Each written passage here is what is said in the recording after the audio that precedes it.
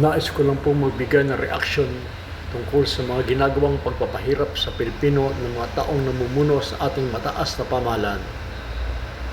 Mantakin niyo po, napakaraming kaluluwa ang pinahihirapan niyo sa dami ng nakulimbat yung pera ng bayan na mismong sambayan ng Pilipino ang nagdurusa dahil sa inyong kabuktutan. Inilulubog ang sarili niyong bansa sa kaputikan. Laganap ang krimen na nagaganap. Nagagawa pa po ba ninyong humarap at magdasal sa harap ng ating Panginoon? Di po ba kayo natatakot, nakukonsensya o nahihiya man lamang?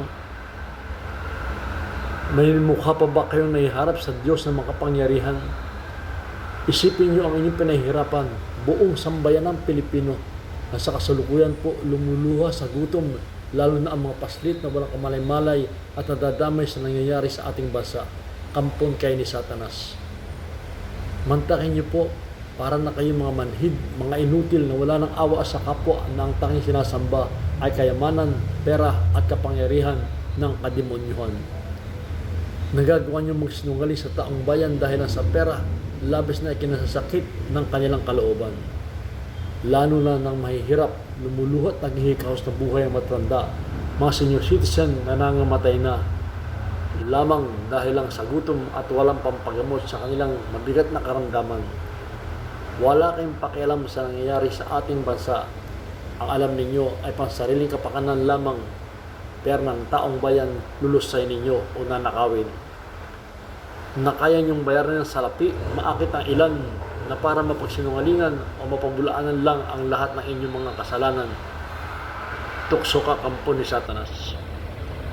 Na halos buong sambayan ng Pilipino ay sinusuka na kayo na kung may mga gawa lamang para palayasin lamang kayong mga demonyo sa pamahalaan, isin sana ay maligayang namumuhay ang mga Pilipino. Kailanman hiram lang ang ating buhay sa Panginoon. Lahat tayo ay mamamatay at may iwan nating lahat ng yaman na ipinundar ninyo.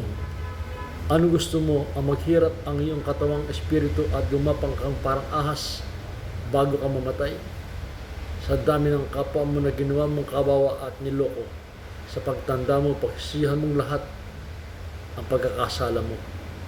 Magsisisi ka kung kailan huli na ang lahat.